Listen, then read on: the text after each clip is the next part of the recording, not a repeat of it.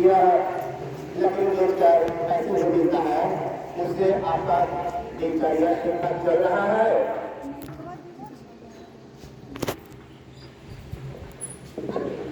क्या बताएं सर, मेरा परिवार बढ़ गया है और इस महंगाई के जमाने में इतनी कम पैसों में घर का खर्च चलाना बहुत मुश्किल हो रहा है।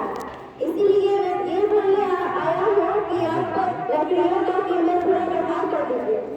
लोग ऐसे आदमी खराब मैं तो तुम्हारी लकड़ियों का दाम नहीं दे रहा है और तुम ही बताओ, एक धुआं हाथ से रोटी बन गया तो वो खाएगा क्या?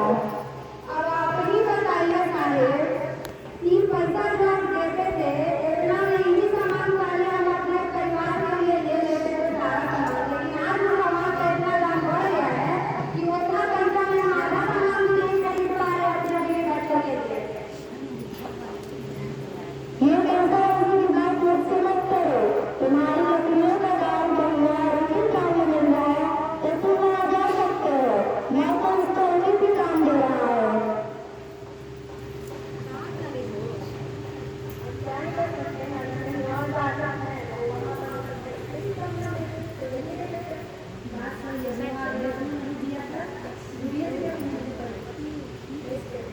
ठीक है, आप ही करें लड़कियों का नाम सही लगाइए।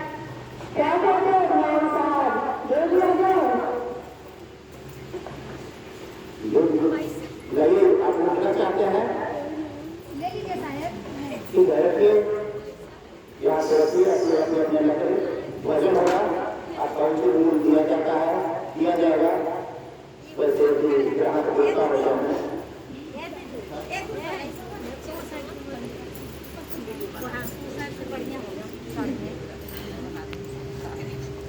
दीजिए, आप लोग आपस में बांट लीजिए। चलिए, दिन भी आने वाला है, सामान खरीदना है, खरीद लेते हैं सामान।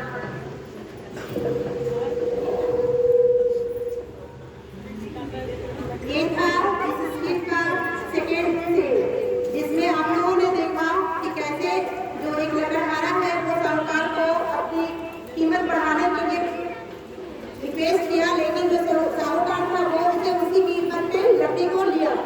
तो अब देखते हैं कि वो कैसे प्रेरित होते हैं अपने दूसरे चीज को करने के लिए। अब इस रास्ते में महादेव माँ से मुलाकात होती है अपने दोस्तों के साथ।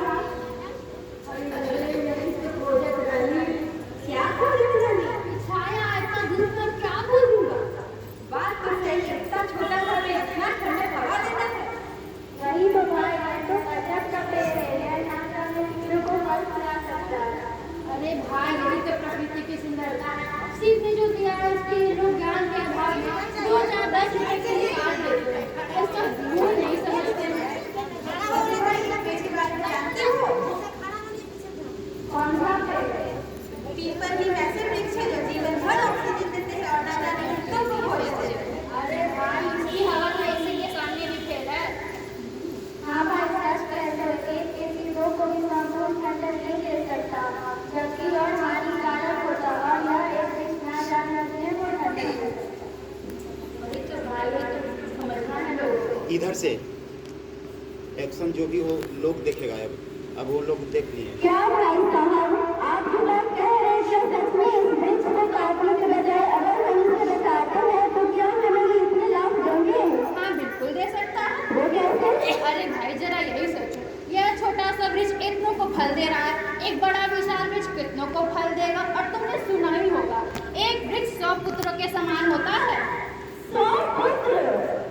आई भाई, एक पेड़ को काटते हैं तो 5 बताओ बच्चों को खर्चा पानी चलिए नहीं रहा है और एक वृक्ष जो है 100 पुत्र के बराबर है। वो कैसे भाई साहब? पहली बात तो ये है कि एक वृक्ष की कीमत तो लगाई नहीं जा सकती है, क्योंकि यह एक जीव न जाने कितने जीवों का जीवन चला रहा है। और तुमने सुना ही होगा, एक ऐसा भी वृक्ष है जो जीवन भर 16 लोगों को ऑक्सीजन देते रहता है, हमारी बरसात में हमें बचाता भी है, बाढ़ ग्रसित लोगों का भी सहारा है, गर्मी में ठंडी ठंडी हवा भी देता है। कितना बताओ, आखिर कितना सुनोगे तुम? आखिरकार खेलने के लिए खिलौना भी है, मरते हैं तो जलाने के लिए लकड़ी भी है। आखिर कितना बड़ा करूँ मैं इसको?